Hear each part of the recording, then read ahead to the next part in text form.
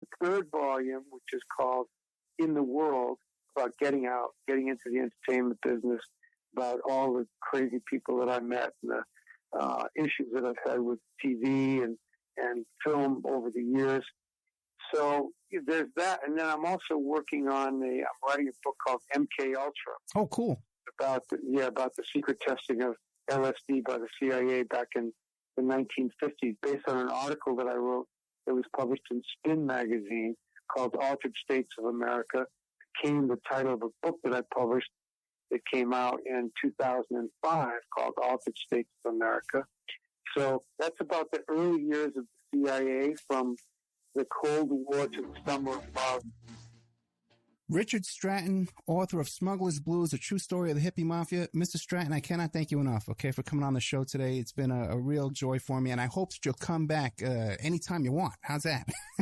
Well, thank you very much. It's been a joy, too, for me to share all these crazy stories with you. Thank you so much, man. I'll talk to you soon. Okay, brother. All right. Bye-bye. God bless you.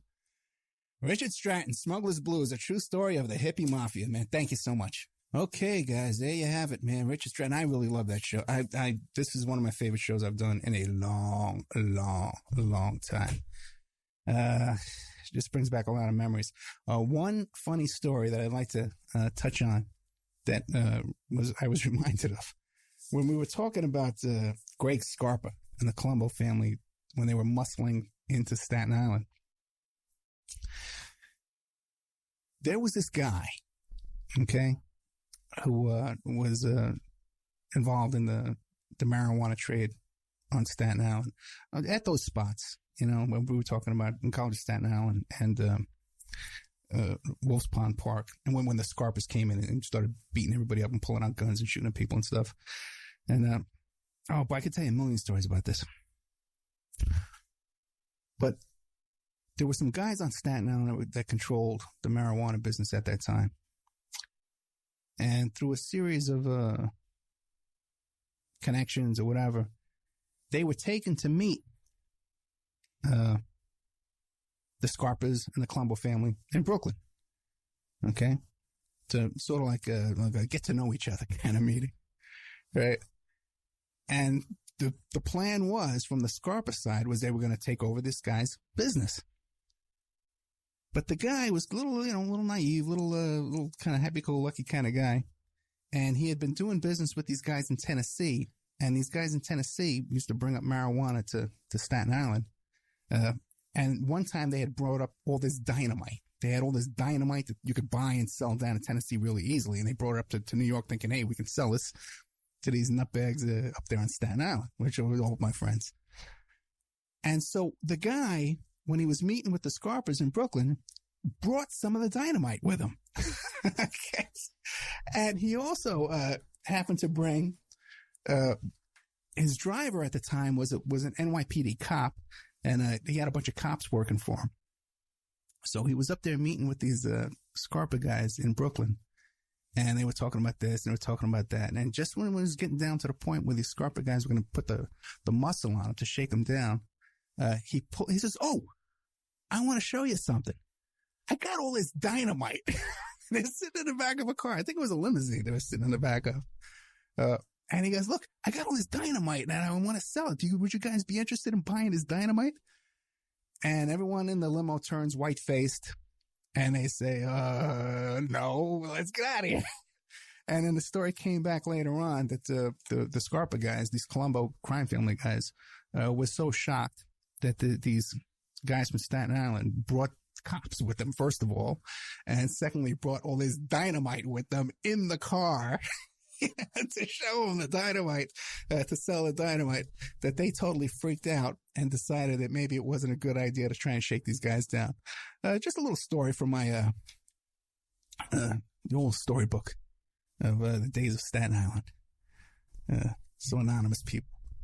Anyway, I really enjoyed today's show. I've been trying to track down that Norman Mailer story for a long, long time.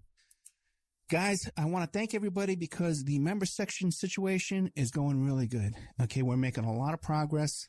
Don't forget, we're trying to raise funds to get to California in the next week to start our own documentary film company, just like Mr. Stratton has done here in his footsteps, which would be something, a real honor.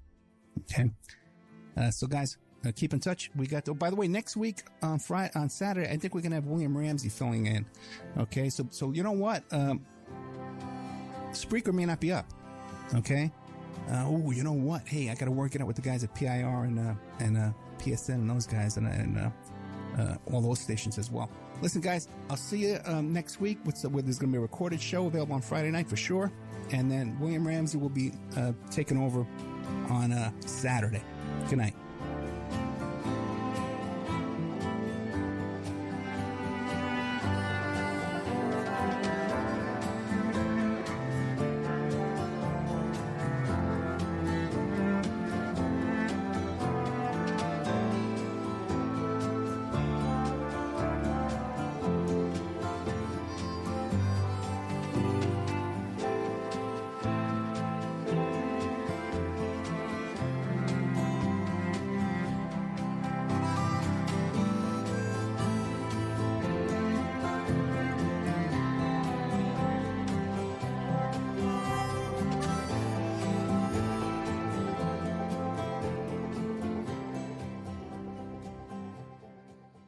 emailrevealer.com. People ask me all the time, hey, Ed, are you still a private investigator? I sure am. Go to emailrevealer.com. We handle adoption investigations, infidelity investigations, where you give us your spouse's email address. We trace it back to online dating websites, catch them cheating online, email tracing, locate or identify somebody from as little as an anonymous email address. Someone owe you money? Back child support? We can find that deadbeat, locate his hidden assets, locate his hidden bank accounts, find his current place of employment, and even assist you in obtaining a judgment and recover that judgment for you. Emailrevealer.com. Digital forensics, computer forensics, cell phone forensics, recover deleted text messages. Create a report that you can use in court. Emailrevealer.com. 800-572-9762. OppermanReport.com.